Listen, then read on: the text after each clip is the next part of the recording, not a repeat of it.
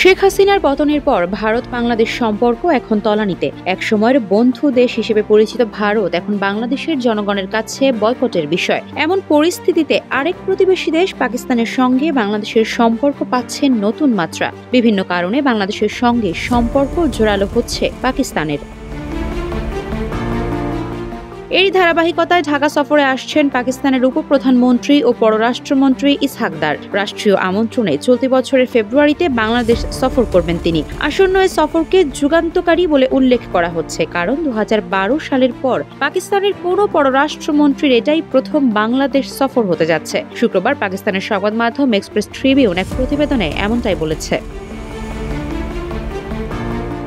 প্রতিবেদনে বলা হয়েছে, পাকিস্তানের পররাষ্ট্রমন্ত্রী ইসহাক দার আগামী মাসে বাংলাদেশ সফর করবেন। ভারতপন্থী শেখ হাসিনার শাসন আমলে ঢাকা ইসলামাবাদ সম্পর্ক তলানিতে গিয়ে ঠেকেছিল। তবে গণ অভ্যুত্থানে হাসিনার পতনের পর ক্রমে উষ্ণ হচ্ছে পাকিস্তান বাংলাদেশের সম্পর্ক।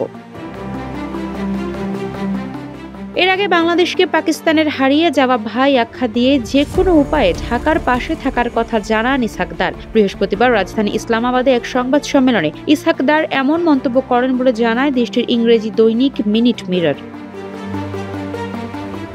শেখ হাসিনার পতনের পর থেকে বাংলাদেশের সঙ্গে সম্পর্ক উন্নয়নের নানা পদক্ষেপের ঘোষণা দেয় পাকিস্তান। এরই অংশ হিসেবে সম্প্রতি দেশটির করাচি বন্দর থেকে একটি পণ্যবাহী জাহাজ সরাসরি চট্টগ্রাম বন্দরে নোঙর করে। 1971 সালের পর এটি প্রথম কোনো পাকিস্তানি পণ্যবাহী জাহাজের বাংলাদেশে নোঙর করার ঘটনা। পাকিস্তানের রাজনৈতিক বিশ্লেষক সাংবাদিক আয়েশা গাজী মনে করেন, বিগত 50 বছর ধরে ভারত বাংলাদেশের মানুষকে এই ধারণায় দিয়ে আসছে যে পাকিস্তানি বাংলাদেশের একমাত্র শত্রু। আসলে এটি সঠিক নয়। তিনি বলেন, পৃথিবী এখন উন্মুক্ত। এই উন্মুক্ত বিশ্বে যে কোনো দেশই একে অন্যের বন্ধু হতে পারে।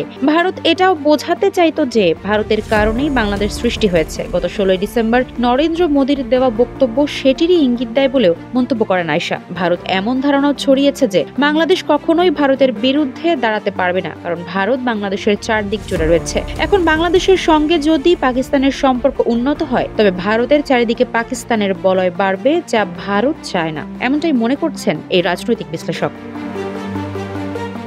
আরেক পাকিস্তানি সাংবাদিক ফয়জুল্লাহ খান বলেন, 1971 সালের যে নির্মম অত্যাচার ও হত্যাকাণ্ডের ঘটনা ঘটেছে তা শুধু বাংলাদেশই নয়, পাকিস্তানও গভীরভাবে অনুভব করেছে। সে সময়কার রাজনীতিবিদ ও সামরিক শাসন দ্বারা গঠিত অঙ্গীকারের প্রতি পাকিস্তানের জনগণের তীব্র সমালোচনা প্রকাশিত হয়েছিল। তারা আজও মনে করে যে তাদের ভাইদের সঙ্গে যথাযথ আলোচনা করা হয়নি। তাদের সেই অতীত ভুলে শিক্ষা গ্রহণ করা উচিত। 1971 সালে বাংলাদেশের স্বাধীনতার পর বহু বছর দুই দেশের মধ্যে সরাসরি বাণিজ্য হতো না। পরবর্তী সময়ে বাণিজ্যিক সম্পর্ক পুনরায় স্থাপিত হলেও পাকিস্তান থেকে সাধারণত সরাসরি পণ্যবাহী জাহাজ চট্টগ্রামে আসতো না। সে দেশের পণ্যবাহী জাহাজ প্রথমে শ্রীলঙ্কায় কন্টেইনার খালাস করত, এরপর জাহাজ বদল করে সেসব কন্টেইনার বাংলাদেশে আসতো। বাংলাদেশের ক্ষমতাচ্যুত সাবেক প্রধানমন্ত্রী শেখ হাসিনার শাসন আমলে দুই দেশের মধ্যে শীতল সম্পর্ক ছিল। 2009 সালে আওয়ামী লীগ ক্ষমতায় আসার পর থেকে পাকিস্তানের সঙ্গে আমদানি রপ্তানি কার্যক্রম সীমিত হতে থাকে। তখন নিরাপত্তার কারণ দেখিয়ে পাকিস্তান থেকে আমদানি করা অধিকাংশ পণ্য লাল তালিকাভুক্ত করে এনবিআর।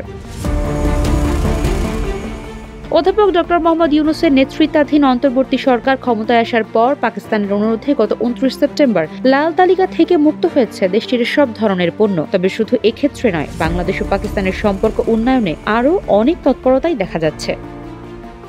আফসার নাজ, নিউজ ডেস্ক, ইত্তেফাক।